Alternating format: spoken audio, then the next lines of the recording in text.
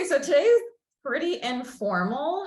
What I plan on doing is I put together just a few slides just so you can have it in words, and I'll explain a little bit more for each bullet point.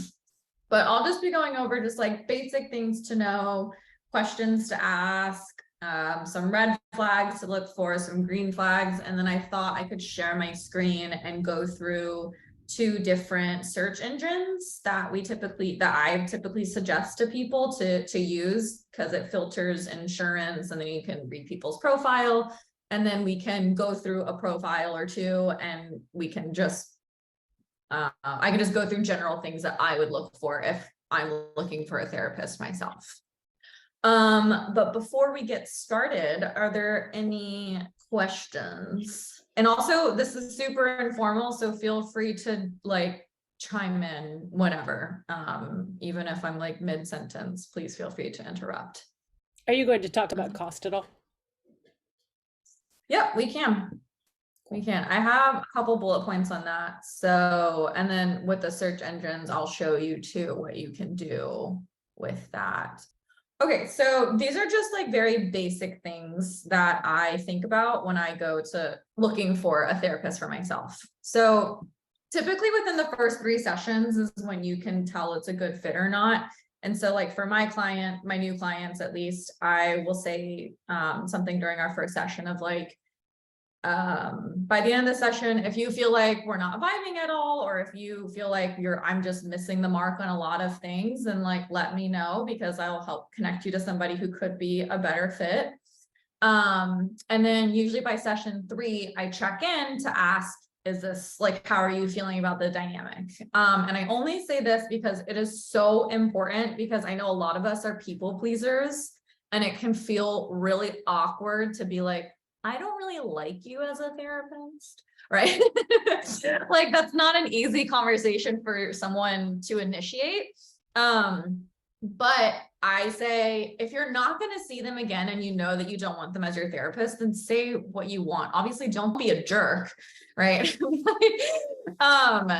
Just say like, I don't feel like this is a good fit, or I don't think I can really fully disclose everything to you and feel comfortable. Because if you don't, like, that's going to affect the dynamic, and the dynamic is shown time and time again in literature as one of the strongest predictors for the type of work you're able to get done. You have to feel comfortable, you have to feel safe, you have to feel like your therapist understands you. And I'll go over some other things to put on your checklist, but I would say give yourself 3 sessions. And if after the first session, you're like, oh, maybe it could be a good fit, by the second session, you might be like, okay, one more time. If not, then you got to call it and move on to the next one. And that's totally okay. As you can see, one of my last bullet points here is that most people take multiple tries getting to therapists. And I'm sure people with LFS even more so, because you're either constantly in and out of therapy, or there's people who just have no idea what LFS is and aren't willing to learn. So that's the first thing. Give it at least 3 sessions.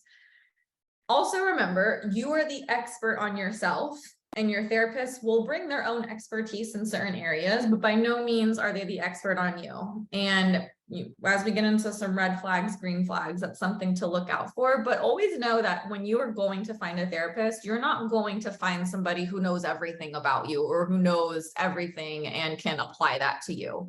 You're going to somebody who brings a certain set of skills, as you also bring a certain set of skills. And that's the whole point of how therapy works, is that it's a very dynamic process, and you have to bring these things as well, which means you rely on yourself to be that source of information in order to do the work. So that's just one thing that I think some people tend to forget, because some people have the idea that, therapy is something like you go to the doctors and they prescribe an antibiotic for an infection and it gets fixed. Therapy is not like that, and that it's way more of a process. It's very dynamic, very iterative, and you have to also, be willing to put in the work, which means knowing stuff about yourself, or at least being open to getting to know yourself. If you do need insurance to cover therapy costs, make sure they're in network. And this is something that I will show on the search engines of like how to do. But if they're not in network, then you should expect anywhere from $100 to $200 per session, which can be extremely cost prohibitive. And most people who are in private practice, there are some private practices that don't take any insurance. So to me, that's kind of always like not necessarily a red flag, because it's not a bad thing. It's more of like a yellow flag of, okay, then they probably won't be able to accommodate a cost, which I will also mention this later on, but you can always ask about a sliding scale, and I'll talk more about that in a bit. Be upfront in your first session about, typically what people ask is like, what brings you to therapy? What are your previous experiences in therapy? And some people I know can, and this is kind of like use your best judgment. If you already know it's not going to be a good fit, then you don't need to do this, because you're going to move on to the next one. But if you do feel like it's a good fit and you want to, you want to build on that relationship, you have to be upfront, because some therapists only specialize in certain diagnoses. So I know, and we might see some on some profiles, but some people on their profile will put like, I do not treat OCD. I do not treat eating disorders. I do not treat substance use. And if you struggle with any of these diagnoses, you want to be upfront and say, hey, this is really why I'm coming, because I have this previous diagnosis, or because I have symptoms that are around this type of diagnosis. And if they don't treat it, don't waste your time. Go to somebody else who does. That's just more of a save your time, because there will be some therapists who have some really hard boundaries and are like, nope, I just don't do it. You have to go to somebody else, or you can ask for referrals from them. But just say what you're upfront, like what specifically you're trying to get help for, because that can also minimize some time. And if they do, they're like, yeah, we can work on that, or I do use those modalities, then perfect. You at least know and can manage your expectations accordingly. Let me think. Let's see, there was another point to that. Maybe it will come to me. So yes, manage your expectations about what your therapist can do for you. Some people who intellectualize their emotions, more so explain their emotions rather than experience their emotions, think that their therapist is maybe just saying exactly what they're saying, right? But if you aren't willing to be vulnerable, if you aren't willing to do some really hard emotional work, then that's going to be a barrier to how much you can accomplish in therapy. You can go to therapy and you can explain your feelings away, which is great for some people and giving them the language to do it. But your therapist can't get you to that point, like there has to be enough willingness on your part as well. And again, some people go to therapy, and if after the first few sessions, they're like, oh, well, nothing's working, then I would say maybe a moment of self-reflection and see how much you are actually showing up in the most authentic way.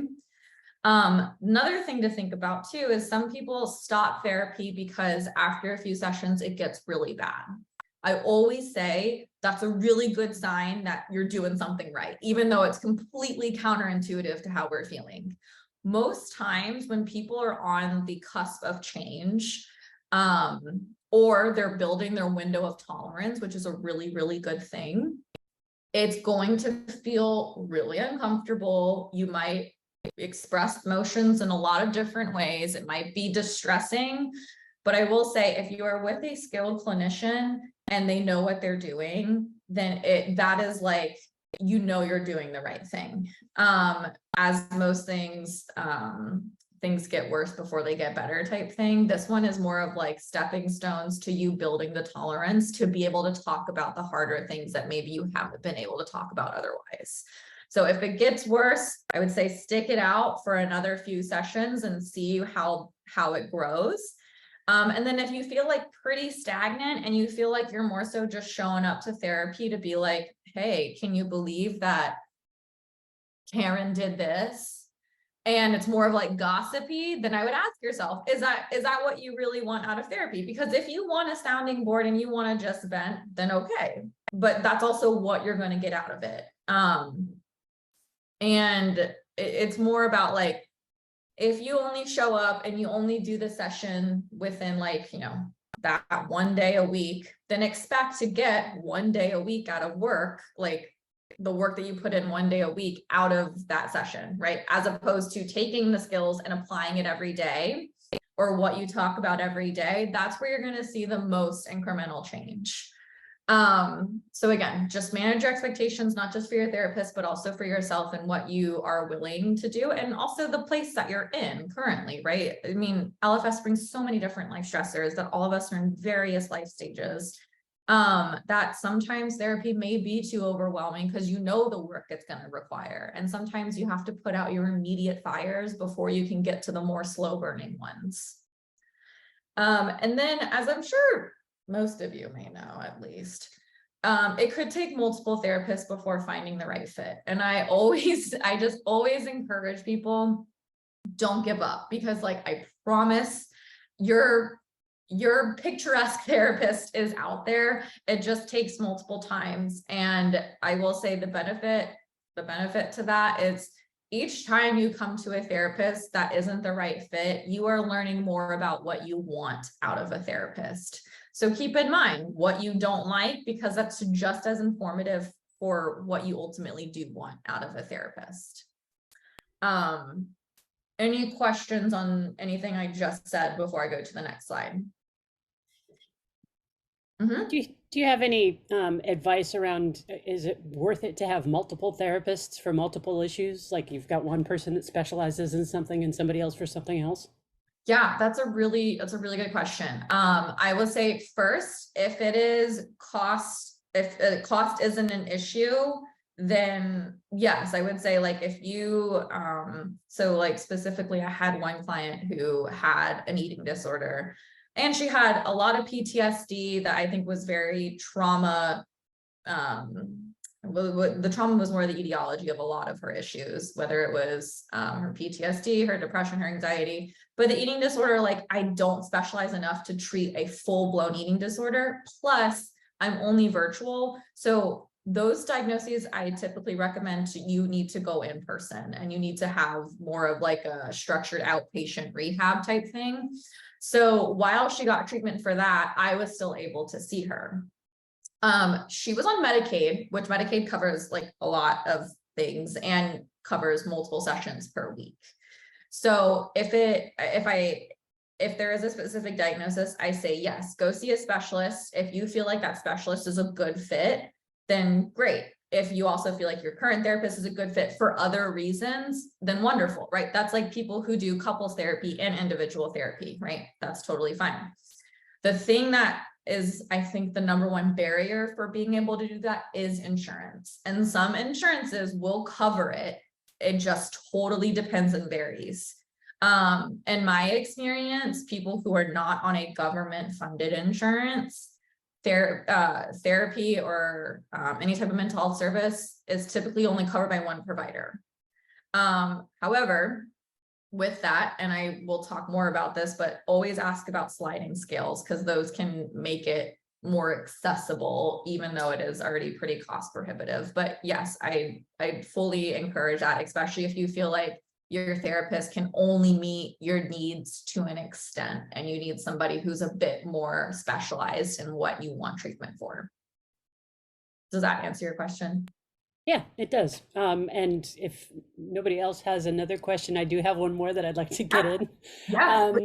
So my healthcare provider is Kaiser, and Yes. they are world renowned for being really awful with mental Yes. health care. Yes. So I had an assessment visit where they said, okay, we think that you need 6 sessions. They were willing to schedule the first one about 6 weeks out.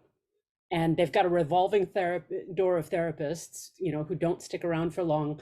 Is it worth it to say, okay, I'm going to do these 6 sessions, and if the therapist changes in the middle of the 6 sessions, then keep going? Or should I just ditch the idea of trying to get Kaiser therapy altogether? Yeah, so that's actually funny. And one of my red flags, I think I put something about limited sessions, because, okay, there's nothing wrong with it. I will say, if you have no other option right now and you are just willing to try anything, then I say go for the first 1 or 2 sessions and see if it's even helpful. I think somebody like you can probably tell in the first session if it's going to be a good fit. The 6 weeks, when there's a very time limited, that's like either insurance doing its stupid thing of being like, oh, you only need 6 sessions to like resolve all your drama. Or it is a very manualized treatment. And what that means is either you maybe fit some sort of criteria for a certain modality. So for example, cognitive behavioral therapy, CBT, one of the like most well-known empirically informed evidence-based interventions, they typically have a lot of manualized treatments that have a certain what they call fidelity. So clinicians who stick to the fidelity, it's kind of like not a script, right? Like your therapist isn't gonna be like reading from a script, but it has very high points to stick to. And each session is already structured with like goals and what you have, like what you should be accomplishing. And then like by the 5th session, you'll start termination, which means you're just preparing to end. So it's super structured and very evidence and like modality informed. So if you are somebody who is like, I do well with CBT and you want more of like a very limited time focus to do it for 6 weeks, get back out there, see how it goes, and then maybe go back, or maybe you're good. Maybe those 6 weeks is what you needed. That's typically the framework that I work from when I hear stuff like that. But I hear you, Kaiser is like the worst of the worst. So I'm sorry that you have that insurance. I actually pulled up ZocDoc for you specifically because that's a search engine that actually filters Kaiser. Thank you. So I can show you that when we do our tutorial. But again, if you have nothing to lose and you're kind of just like, I don't have any other what's it called, like leads, then I would say go for the first session, just see. And then if you're like, okay, this is stupid, then don't go back, right? And especially if it's going to be covered, then I personally would at least try, but that's also me personally. If you feel already exhausted and you're like, no, I want somebody who can be in the long haul, then I wouldn't go. So it totally depends on where you're at. Got it. Thank you. Okay. All right, so the next one, okay, so the next slide that I have here are just questions that I think are really helpful for people to ask their therapist that a lot of people maybe don't. I get so many clients who don't have any questions for me, which is fine. It's totally fine. It's not a bad thing. It's more of just, you are also interviewing your therapist too, if they're going to be a good fit for you.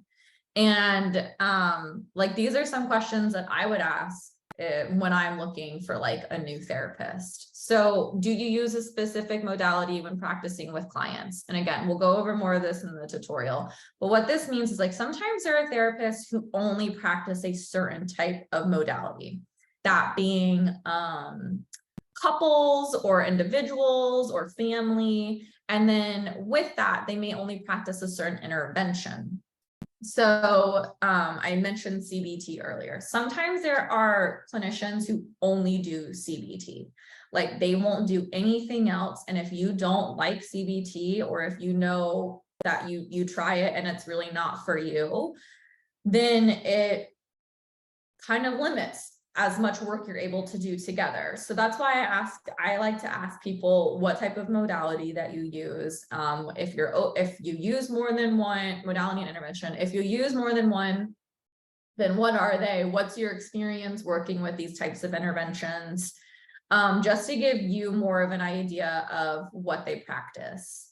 Like I have some clients who like loathe CBT. Like if I were to do anything CBT related, they would like call me out and be like, I don't like this. So, which is really important because you need to know your client. And it's a very, you work, definitely think of it as, this isn't just the therapist asking you questions. You also very much can and should be asking them questions, especially if you're unsure about them. Because some of these questions can maybe help get you a little bit more insight as to if this is going to be a good fit or not. Always ask about the late cancel no-show fee policy, because some of them are like, I saw one practice one time that was like, you have to cancel 72 hours in advance. And it was like, what? Like, I have to have 3 days notice before, like, that one just was a bit ridiculous. Most of them are 24 hours. And then I would ask if the first time is free. So what I typically do for clients is, for the first time, if they don't cancel within the 24-hour window, then I say like, hey, like, it's the first time, just, you know, let me know more, you know, in advance sooner. And I totally understand emergencies and stuff. Part of it will also totally depend on the practice. So I know some people might get frustrated with therapists and that they implement it, but most of the time it's not our choice. It's very practice like implemented. And you also have to think about it too, even though it may be an emergency or it's not within 24-hour window or whatever, that fee typically in most practices, even though I do know some that don't, the fee is supposed to go to your clinician. So it's supposed to still compensate them for the time that they had reserved and didn't schedule another client, because you had originally had that appointment. So it's not just like some like evil, like, take your money because you didn't tell me within 24 hours. And I would ask the fee amount, because that varies wildly across practices. Always ask what insurance you accept on the search engines. I'll show you more about this. Even if on the search engine, though, it tells you, I would still always ask, because sometimes what people do on these search engines is they just select all the insurances to try and get more people to get to their profile. And then they end up not accepting your insurance. So it's like, why did I even contact you? So always ask, whether that is the therapist or like the person who's doing your intake, or like you filling out paperwork, and always ask like what your copay is going to be. Because again, some insurances like Kaiser suck and their copays are way more expensive. Like I had one person who said that their copay was like $80. Which I think is like, you might as well just pay the extra 20 and do out of network and not have to go through insurance. But anyways, that's something I always like to clarify. And the sliding scale. So what I mean by this is some practices have a sliding scale, which means the therapist gets to can basically adjust the amount that like what you're supposed to pay. So if you are out of, say you find somebody, you're out of network, they're out of network, but they're like $150 a session and you just can't do that. Ask them if they have a sliding scale. If they say yes, then ask them, what is the lowest your sliding scale goes? Because that's what I can afford. I would say it's going to vary again, but sliding scales can go down to like as low as $50. So compared to 150, which is way more accessible. It's still expensive, but it is more accessible. And sliding scales are more common than they used to be before, because therapy has been criticized for being very cost prohibitive for people who don't practice with insurance. So always ask about the sliding scale. Mills.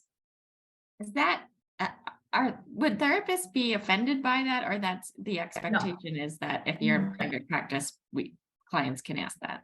Okay. Yes. I wouldn't want to offend somebody for being like, what, my time isn't worth, like, you want me to talk about your problems, but you don't want to pay me? What? Yeah, I think it's very thoughtful of you.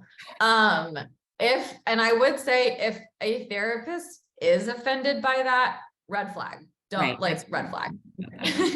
Because it is a helping profession, and at least my philosophy, as I know of other like colleagues of mine, are like, yeah, we obviously want to be paid, but that's way more of a systemic issue than it is of like, that's putting the burden on the individual, not the system in which we should be taken care of by.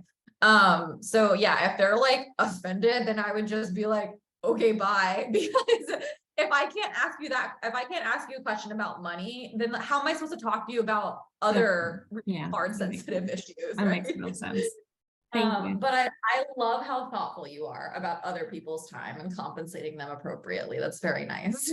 Well, I know you all have student loans to pay back. So Who does, okay, like who doesn't though? Okay. Any other questions before I keep going? Okay. Ask them how they schedule appointments. Some practices are like, we only do, like, you have to have a set day, set time, same time every week. If you can't make it, you just skip that week. Which works for some people. Some people really like the structure, and it's really helpful for them to get into some sort of rhythm to be like, okay, like I know on Mondays at 7 p.m. I'm doing this. And then some people like me with my clients, their schedules vary so much that I'm just like, let's just play it by ear week to week. And some people like that more. And I do have some clients though who are like, I can only do Mondays at 5. And I'm like, yes, that's totally fine. Right? Like there are some people who will be flexible and there are some people who aren't. If somebody is not willing to be flexible with your schedule and you are saying that you have to have flexibility, then that may be a sign that it might not be a good fit, because therapists can certainly have those boundaries, and I 100% support that. And I also 100% support people needing that flexibility too. So even though it might be a good fit in every other way, if you can't meet regularly, and especially in the beginning, that's a barrier to building that, we call it therapeutic alliance. Not saying it can't be done, but just saying the sustainability of it might be a bit hard. Ask them how long they typically treat clients. Andy, this kind of goes back to your question, because if people are like, oh, I only see you for 6 weeks and it's not an insurance thing and they're just like only 6 weeks, that's never sat well with me. Just because it's like, okay, well, what happens after 6 weeks if there is clearly more of a need, right? And I would say on average, I would expect people to maybe respond with like 6 to 12 months on average, although there are people who can go longer, there are people who go shorter. It all depends on how they write your treatment plan. And what I mean by that is I guess I can't speak for all practices, but I will say most practices that take insurance require a treatment plan, because you have to put a diagnosis on your chart in order to bill insurance. And insurance, I don't think they like review all your notes or your treatment plans or per se, but it's more of like if a practice is audited, then they need it.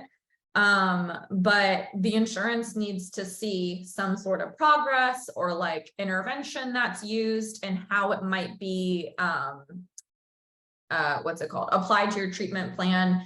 And that most practices will require you to like renew your treatment plan or be like, hey, these were the original goals that you came in with and you met all of them. So technically you don't need to be with us anymore. Again, that totally varies by clinician and their general philosophy and what they can do within the practice, like parameters. I more so put this question because if somebody is like, oh, we'll have you out of here by 4 weeks, I'm like, that's not really my goal. So just things to be mindful of. And then also asking if they only do virtual, if they only do in-person, or if they do hybrid. I only say this because with COVID and the, spike and virtual therapy, is some people will be licensed in certain states, but not live there. So for me, I used to live in Maryland, but I moved and I now live in Austin, Texas, but I'm still licensed in Maryland. I still maintain my license there, which means I can only see clients who live in Maryland. And the mental health boards, like disciplines, like all their boards basically in 2022 were like, hey, COVID's over and we're going back to implementing like state borders. So if somebody that you like and you know that you're more of an in-person kind of person, but they only do virtual, that's important to know because that probably means you're not going to be a great fit. Also know that know if you like virtual or if you like in-person better, or if hybrid fits more with your flexibility. Again, these are all more questions to ask yourself too, but also ask your clinician, because being on the same page about some of these more logistical things will help facilitate building that relationship. Before I move into green flags and red flags, do we have any questions about this slide? So these are just, take it as you will. I'm not saying these are hard and fast rules. It's more of like things that maybe I think about for myself or for other clients have expressed to me as like, oh, like I knew we were a good fit when, and so again, some of these I would also say totally depend on the situation just as much as the red flags. That's just a disclaimer I feel like I have to say. But some green flags to consider. Green flags mean like, yes, this would be a good sign that maybe you're the fit or the match that I like, or that you are doing what the profession expects you to do. Just like if you go to say you have a skin issue and you go to a dermatologist, but the dermatologist is like, I have no idea what you're talking about, then that's probably not what their profession expects them to do, right? It's just like general, like what you expect a therapist to do. What therapists typically should not do, they should not be the ones who are talking most of the session. So if your therapist doesn't talk a lot, but will facilitate more of the empty, like silence or gaps. I'm not saying silence is bad, because silence can certainly be strategic. I use silence before with clients where it's like you wait a really awkward amount of time. That's typically with clients who have maybe a bit more social anxiety or trouble expressing emotion. But anyways, it's more of like, you're not, there's a really good balance between you're not talking the whole session to where your therapist can't get a word in, right? And you're not, it's not the other way around. Your therapist is talking the whole session and you can't get a word in. It's a really, really good balance between, there's a healthy dialogue going. I feel like I have the room and space to say these things. I feel like my therapist has the room and space to say these things. And when I feel like I'm lost, I don't really know what to say, and I express that, my therapist can help me get more into that pace of the dialogue that we're on, or what's going to help me reach my goals. Another green flag is that they take the time to get to know what's important to you, and learning about it, like LFS. Even if I say you don't have to find a therapist, if LFS is the main stressor that you want, help with, I don't say that you can only find a clinician who knows LFS. I more so say, maybe go find a clinician who specializes in grief and loss, and they bring those set of skills, you bring the LFS skills, and then you work together to make the dynamic. The green flag is that person is willing to do it. And just about other things, like, and showing the humility if like they don't know a lot about it, but they're willing to learn. That's a huge thing, because you do have some clinicians who are like, oh, okay, LFS, cool. So what else? That's not a good sign, because you definitely want somebody who wants to know all parts of you, because all parts are relevant to working on the common goals that you both share and getting you to reach in therapy. Your therapist should be able to take constructive feedback well. You should not be like arguing with your therapist, especially if you express feeling hurt or upset by something that they said. Your therapist should be able to take that in and be like, I'm so sorry, that's not what I meant, but clearly I hurt you in this way, right? Like they should be able to, or if you say like something that you didn't like, they shouldn't be like, well, don't come here, like it should be like a very like, oh, okay, thank you so much for letting me know that. I really appreciate the open communication. They remember things about you. So I'm not saying they have to remember every single detail of your life, but they do need to remember some, like the very like important things, or else you're repeating yourself all the time. And it's like, are you even listening to me? And if they confuse you with another client, that's kind of a bad thing. Yeah, I will say it depends. If they're like, oh, I'm confusing you with another client, I don't think I would ever personally, I don't think I would personally feel comfortable saying that to somebody. Even in my head, if I did do it, I would just more be like, I forgot, I'm sorry. So yeah, especially if they say that, that might be an indicator that they have way too much on their caseload and they don't have the bandwidth that they might think that they do, or that they're expected to have.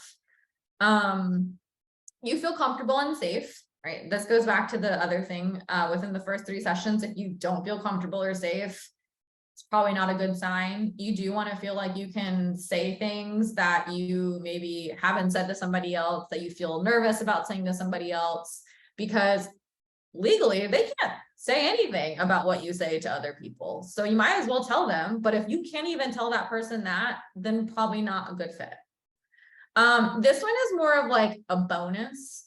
So I wouldn't say it's like, you know, you're going to find this all over the place, but your therapist, if they share similar identities, sometimes it can be easier to talk about certain things because they just get it. And it doesn't mean that they have to, you know, divulge everything about them in that identity. It more so just means it can help build that trust that you feel, to feel more comfortable and safe expressing certain things. So for example, I had a therapist for the first time ever. Not for the first time ever. I had a biracial therapist for the first time ever, a couple years ago. And that was one of the most validating things that I had as a therapy client, because I'm biracial and some of my stressors are concentrated around my racial identity.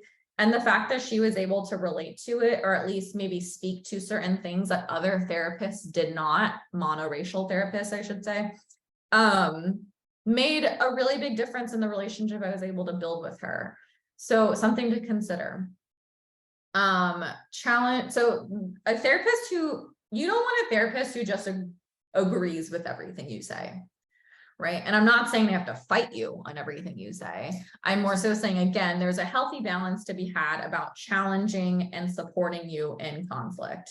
Because sometimes there are situations where it's like, oh, wow, yeah, their family is like our assholes, right? And validating that can be really nice. And then other times though, if they're coming for a certain issue, but you don't maybe push them in a very healthy, safe way to work on that issue, then you're kind of keeping them complacent in the reason why they came to you. So having, you know, being open to a therapist who challenges you in a respectful, healthy way can help work on some of your, some of the issues that you want to work through.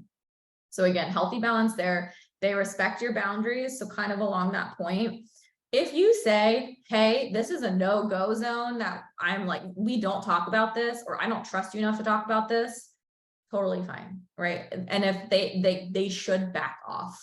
Right? If they press you too much on that and you repeatedly say, or even just one time, or like, no, I can't do this. Or emotionally you become so heightened that it's just like you're out of your own window of tolerance, that you aren't able to engage meaningfully. Then I would say not a good fit. Like a lot of people who have a lot of trauma backgrounds or lots of traumatic experiences, I find that those clients take a lot longer to build the trust to work on the things that, like, during the first session are just like, you can't, there are some things that I can't even go near for some of those clients. Like I have one client in particular, it took me a good 6 months to build enough rapport with her to actually be able to talk about something substantial versus very superficial things. And it was because she really needed that trust. So again, respect those boundaries, or make sure that your boundaries are being respected as well. And they might use intentional self-disclosure. And what I mean by that is not somebody who's gonna like tell you all their problems, right? Because therapists have their own problems, like they don't have mental health figured out, I wish, for themselves, right? But not somebody who's going to be like, oh, you know what? I struggle with the same thing and this is what happened to me. Not that, right? I would say intentional self-disclosure looks something more of like, is what I'm about to share about my personal life going to build our therapeutic alliance? So something like, you know what, I can speak to that from personal experience, and I hear you when you say it's really hard. Or again, like my therapist who was biracial, her disclosing to me that she was biracial was probably a detail that she maybe didn't tell other clients, because it wasn't super relevant to their issues, right? So an intentional, again, all of these are like healthy balances too. So you don't want somebody, again, who's going to be coming and just talking about themselves, because that really defeats the therapy for you. Some red flags. So some of these are just kind of the opposite of what I just said, but to really hammer in some of the points and get a little bit more in detail. You don't want a therapist who talks the majority of the session, whether, one disclaimer I will say to that is, if you are going to a therapist who specializes in a certain intervention or modality, sometimes they do have more of an educational session. That should really only be 1 or 2 sessions. And it should be a collaborative process too. But what I mean by that is, sometimes when you're using a very specialized intervention, say, like there are some forms of CBT, like acceptance and commitment therapy, which is a form of CBT. Sometimes like the first or second session is spent on the therapist telling you about the intervention, so you know what to expect. That is fine. But if it's like every session, then that's when it becomes more of an issue.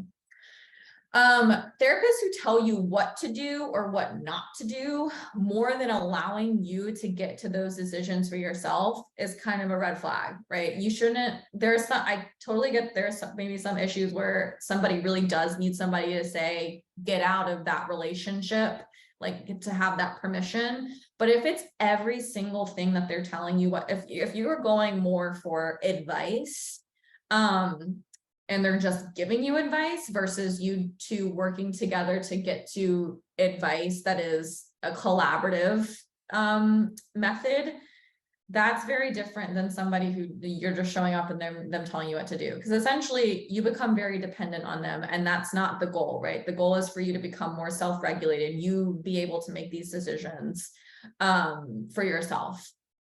They don't listen. So if they are constantly asking you, and this goes to this red flag too, if they're asking you the same questions multiple times, they're probably not listening.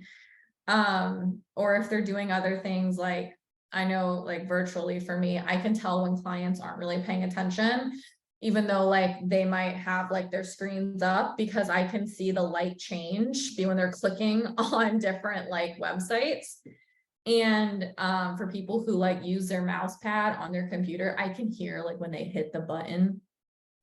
And sometimes there are therapists who do that too, who, and at least for me, I ask my clients, hey, like, is there, like, do you need to take a minute to, you know, do what you need to do? And I've had, I know some therapists will also be taking notes, like as they do it. I would just ask, like, if you hear a lot of typing or a lot of like moving around, I would be like, oh, like, are you taking notes or something? I just hear a lot of background noise, right? Because that can also check them too. But yeah, if they don't listen, or if they don't, if their body language is, you know, like if I'm looking over here the whole time, does that seem like I'm listening to you? Right. There are some people who say like virtually therapists, either they take it from their phone, which is fine, but they're like moving around constantly. So you want somebody who is going to be very present for you. Like I said, too much self-disclosure, don't want that, because it's like, whoa, I'm not here to listen to your problems. I need you to listen to mine. Their responses are judgmental or invalidating, and you'll get a sense of this. And I guess for this one, I would say, depends on the topic, because sometimes we might think things are judgmental or invalidating because it's a very activating topic for us. So use your best judgment, use your best judgment here. But if they're saying things like, oh, that's horrible, like if you did something that you are like, hey, I feel really embarrassed about this, and they're like, yeah, I would too, like, then I would say that's not supportive, right? And invalidating responses, which I'm sure plenty of you can draw from invalidating encounters with providers and can generally know what that feeling is like. And if you get that feeling with your therapist, I would either say something if you feel comfortable in that dynamic, or just say, hey, you know what, I don't think it's working out. It's not you, it's me. If they cancel on you regularly, just don't just stop, because like clearly they're not making the time for you in their schedule and being consistent about it. You deserve somebody who is reliable and dependable, and it's really not that hard to say, I'm going to meet with you at this time when I know that like I will have this time available. And if they cut, so I had one client say that she went to a therapist who cut the session to 30 minutes, and she used her insurance too. Their sessions at a minimum are 50 minutes. Unless it is somewhere in your paperwork where they say they only do 40 to 45 minutes, double check on that. But most insurances cover 50 minutes to 60 minutes of therapy. If they are cutting that session short, then no, that's not okay. And they usually do it to clients who are very soft-spoken or who won't say anything. So like, be able to know, like, if they're doing that and you are soft-spoken and you don't want to say anything, then email them after and be like, I found another therapist, or I'm good for now. I'm totally fine with you being passive with somebody who is like, is not going to be a good fit. And if they're inappropriate, therapists should never comment on your physical appearance unless you're like, hey, what do you think of this hair color for me? Even then, I would be like, what makes you feel beautiful, right? If someone's like, ew, don't do pink, right? Like that's inappropriate. They shouldn't be commenting on anything physical, and they shouldn't be saying anything that makes you uncomfortable, especially if it's opposite sex therapists. That's when abuse can start. So that's a huge red flag. If they say anything about your physical appearance or anything that makes you just like squirm, then I would say like, listen to your gut and get out of there. Okay, so what I have after this is I'm just going to share my screen, and I'm going to go through a couple search engines to just show you what I would do, what I help my friends do when they're looking for therapists. And then I just have questions and stuff. But are there any questions on the green or red flags? Okay. So these are the two websites that I typically use, psychologytoday.com and ZocDoc.com. I can put it in the chat too, so that you all can follow along if you want, or if you want to do like your own, or if somebody is like brave and wants to use, I can do this for you as an example. So what I typically do here is psychologytoday.com is a really good resource. You filter it to therapy, you just go up here to therapists. And what I find the easiest is just type your zip code, because that will automatically pull up the city and an area name. All right, so I'm just gonna do my zip code, which is Austin, Texas. So then they're gonna generate a lot of potential things, but a lot of these people might not even be a good fit. So what I like to do is I will filter by insurance. So I have Blue Cross Blue Shield. So I always do insurance first, because I know that I don't want to pay out of pocket. And then they have all these different ones that you can click. Like if you only speak a certain language, definitely do that. But if I'm looking for like ethnicity served, then I might click one of these. Or if I'm very faith-based and I need my therapist to be also aligned with that, and then I might do that as well. Then there's issues. So again, this comes back to you knowing yourself well enough into what issues you want to work on. And I might click one of these if I'm dealing with, let's say, anxiety and depression. Okay. And then if we go to types of therapy, this is what I'm talking about with the different interventions and modalities, is that there's somebody who might only be CBT. There might somebody who only is EMDR. People who are EMDR, I find, are typically only EMDR. So you might want to try that out first to see if it's a good fit. EMDR focuses more on like bilateral emotional and physical processing. So the medium that they use is like a ball on a screen, and you follow it as you go through different thought patterns. It's a very like facilitated one and can be really effective for grief. I find that a lot of people who do it and do it with a therapist who does it right can have some really good results. But sometimes people don't know what that one is. I will say dialectical behavior therapy is great and is typically used for personality disorders. Play therapy is more towards children. Psychoanalytic and hypnotherapy, you're like basically only Freud. Internal family systems is another one that I would definitely, if you know you're not like CBT, I would definitely try EMDR or internal family systems therapy, because they have just different approaches that I find helpful. IFS is like, it functions off the idea that we have a lot of sub-personalities, not like in a pathological way, right? But more of like, it takes on a very narrative approach and allows us to have a healthy separation when talking about how we may feel. So it looks something more of like, you know, the part of me is that when I get to feel this way is like, you can refer to it as a certain name, as a character. This is like a way oversimplification of a really detailed intervention, but just know like it does take on a it's not very CBT. Psychodynamic is also Freud. Attachment based is going to be more cognitive psychology based. So we're thinking more Mary Ainsworth, John Bowlby, who are like the, I don't want to say founders, who were the ones who really coined a lot of famous attachment stuff, like insecure attachment, disorganized attachment, secure attachment. So if you're looking for more like relationship, if you have a lot of stressors that are relationship focused, I would say attachment based is great, because working from an attachment framework can be really helpful in building self-awareness and getting to maybe traumatic experiences that shaped your attachment. Mindfulness based is a form of CBT, and so is acceptance and commitment therapy. Technically DBT is too, but it's just a little different. To be honest, I really don't know what emotionally focused is. It's probably what it sounds like.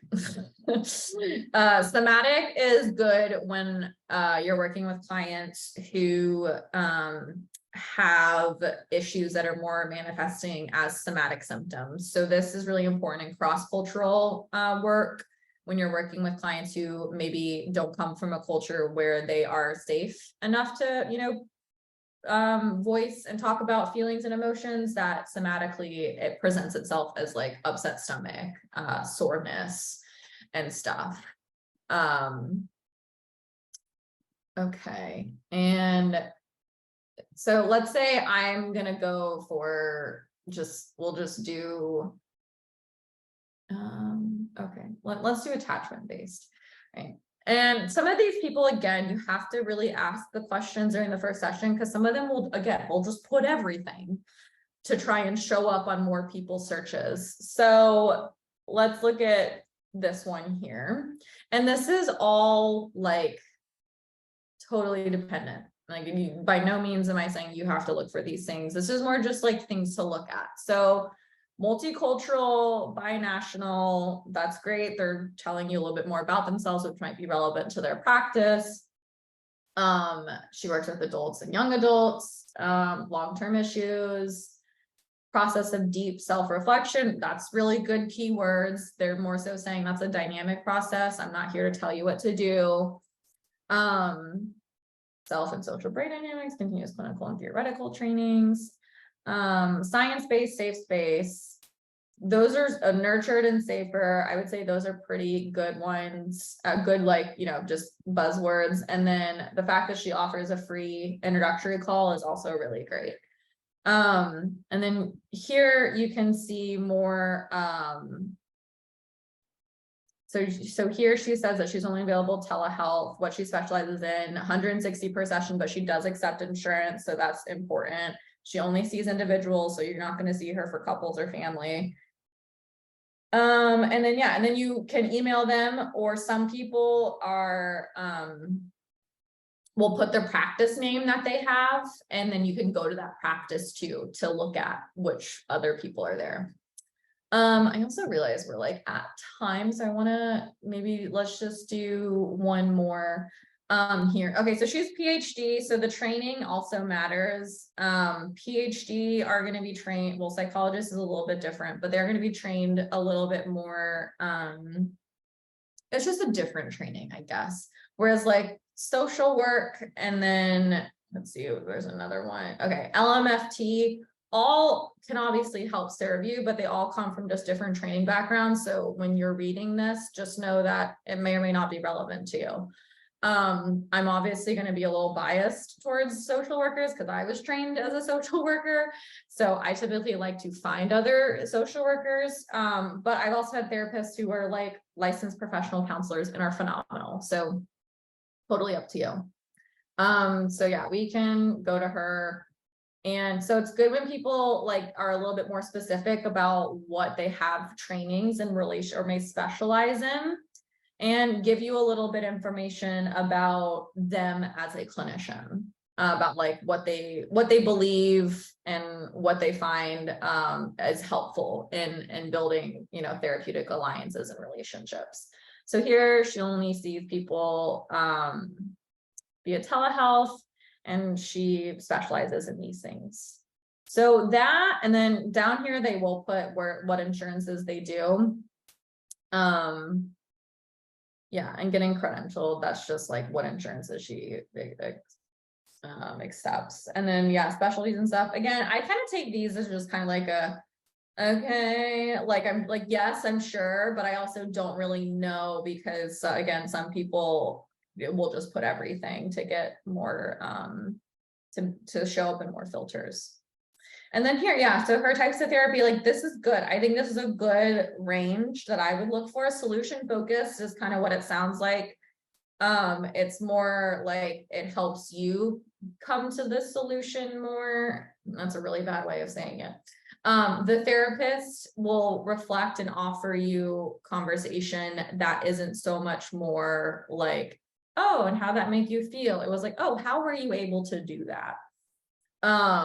Again, that's a really gross oversimplification, so take that with a grain of salt. All right, let's go to ZocDoc.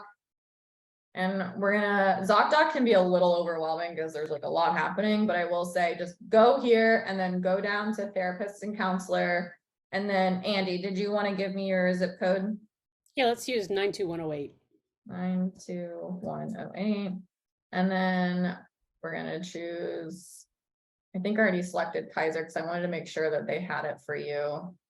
And then ZocDoc is fun too, because you can do different time frames. For this, I'm just going to do flexible because it doesn't really matter.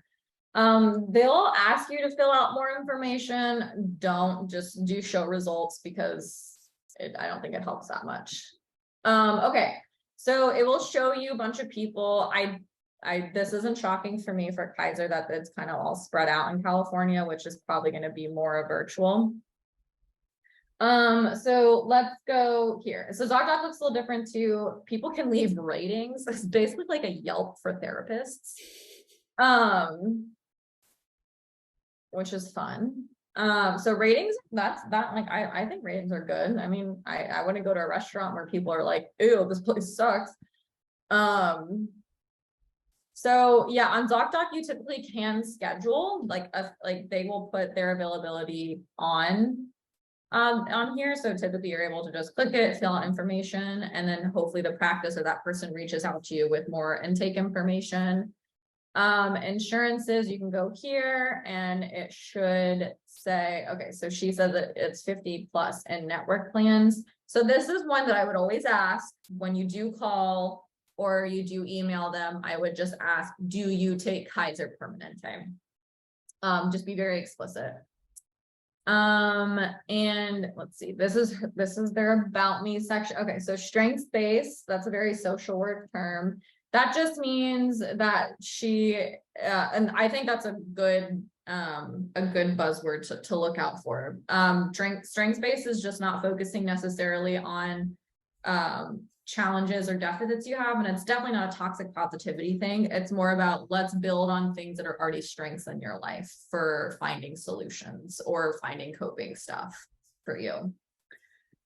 This is nice. Put a little about me. I think that's cute. And then, yeah, clientele. So it seems like she sees everybody. I would definitely read through the reviews. And then some people put their education. Yeah. Okay. So education here.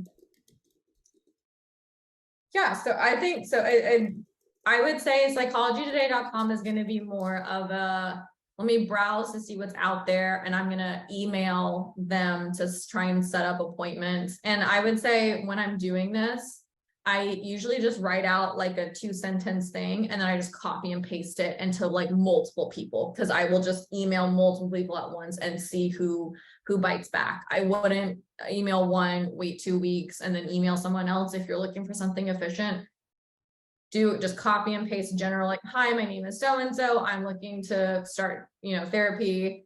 I have this insurance. When, like, do you have availability for a new client, or when can we schedule our first session?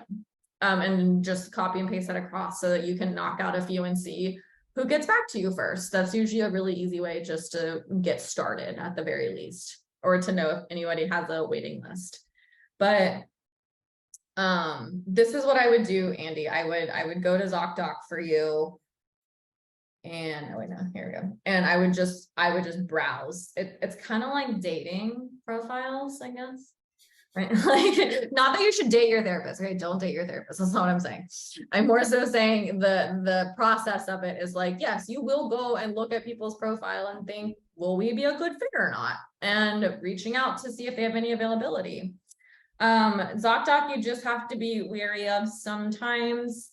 You might have to fill out paperwork twice, because ZocDoc makes you fill out paperwork, and then the practice might make you fill out paperwork. It just depends. But if you also want to know about that, then you can, I'm pretty sure you can. Okay, so this is great. So this is the practice that she's associated with. So if they do list that, then I would go there.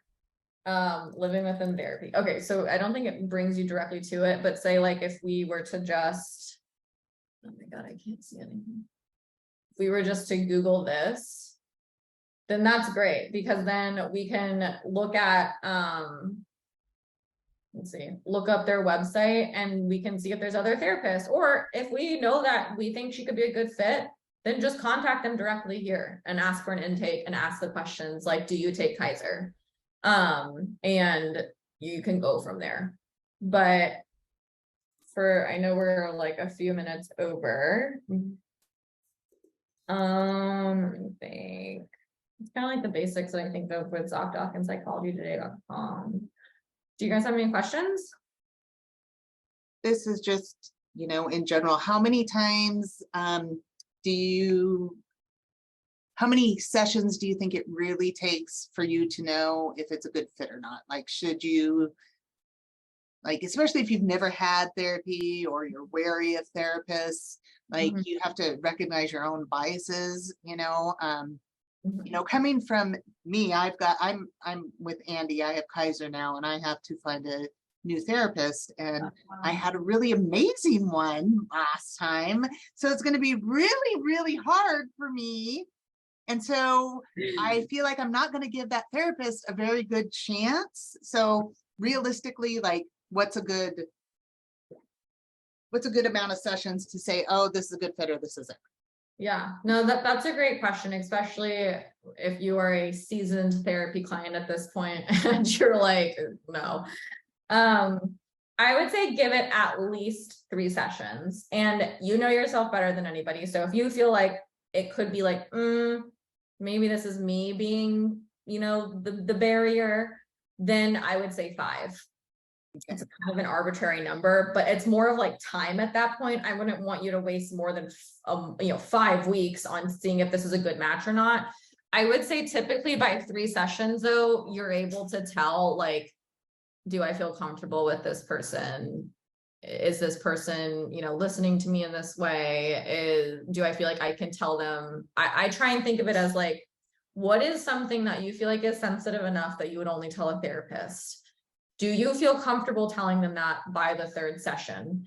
If you don't, you don't have time to waste. So, like, just then cut your losses and go to somebody else. I think with like you guys though, by the first session, you'd be pretty good to know. But if you are already wary of like, oh, I might have these biases, then give it at least 3, just to see if it is a chance, if there is a chance, because that also limits, or I guess takes away from, you know, more work that you have to do. Because ideally you meet the first therapist and you're like the best match and you get the work done. And then other times it takes some time, but does that answer your question? Yeah. Thank you. Of course. One other question I wanted to ask around, you were talking about if things get worse, that's actually a good thing. And that's something that I've experienced previously, where, you know, going to therapy and you know, talking about whatever the problem is, I feel like then it's more in my head. I'm spending more time thinking about it. I'm feeling worse about it. Yeah. Is that, and you said if it makes it worse, it's a good thing, but at what point? Because that's where I'm kind of like, I want to run away because I feel like I'm talking about it and it's yeah. You saying the words "I want to run away" is like, oh, you're like right there. No, I know, and that's where it's super counterintuitive, and it really depends on if your therapist is doing what they're supposed to be doing. You're gonna, if you have the feeling of running away, that means that you're getting to something that you don't want to address or that you want to avoid because it's easier to, then that usually means it needs attention. Like I have clients who, once we'll have a session where we like hit on a really hard thing, and then I won't hear from them for a few weeks, and then they come back. Sometimes people need that to feel in control. And if that's something that you do need and you're like, hey, that was really hard, I'm going to need a few weeks to process this, then do that. I don't want to give it a certain time frame because it just is so going to vary on the issue, right? If we're talking years of trauma, you might go through many periods of discomfort, right? Like more of like a roller coaster. But like also think about it as like that's a part of you that you haven't given attention to in the way that it needs, for good reason. Sometimes it's strategic, right? Like we can't always just live in our chronic states of vulnerability, right? Like that's hard, that's exhausting. But part of you wanting to run away but still going back, that's going to build your window of tolerance. And what I mean by that is right now your window of tolerance may be like super small to where you might only be able to fit a few things to talk about it, because if you fit more, you become hyperactivated, where you're too emotionally heightened to do anything. And then you might be hypoactivated, which means that you're not engaged enough if you don't say enough about it. So the more that we build it, the more that we're able to do work around it and be within a stable, regulated enough condition to engage in those topics. When it comes to feeling like, if you're feeling like it's hard to go back into like real world after a session and have to wait like another week, then I would say, I would express that to your therapist as like, hey, this is something I've noticed about myself. I feel like I'm going to need the last 10 minutes of the session to do a cool down exercise. So for me, with those clients, I do more sensory work. But again, that depends, because part of it, you're supposed to be uncomfortable, but if you feel like you're having a lot of trouble managing the discomfort in between sessions, then I would talk about that first so that you have the right supports in place to start building that window of tolerance. Okay, I got one more. Yeah. Talking about red flags. If Yes. you've got somebody who you really love the way they are as a therapist in terms of how they deal with you and your issues, but they do like say, oh, your problem is XYZ, and you're like, no, it was ABC, and it turns out that XYZ is something that another client had, where so they've got some things that are really strong green flags and some things that are really strong red flags. How do you, I mean, finding a good therapist is a difficult thing enough, do you put up with some of the red flags because the green flags are so green? Yeah, that's a really good question. I would say use your best judgment and where that balance is. If you feel like the red flags aren't impeding on your ability to do work, then okay, right? Like I know that there are some therapists who are like maybe I remember this one therapist. I loved her. I thought she was really good at what she did, but she would always try to get me to like journal. And journaling for me, just not my thing. However, her mentioning it at the end of each session does like, oh, hey, maybe try this. Did not impede on anything that we did in session, right? She still listened as to what were my main concerns, what I wanted to work on, what I felt was relevant or going to be most helpful to me. If your therapist is pushing more of their own agenda and you've said multiple times, that's not it. That's not so much them telling you as much as like they're not listening to you either.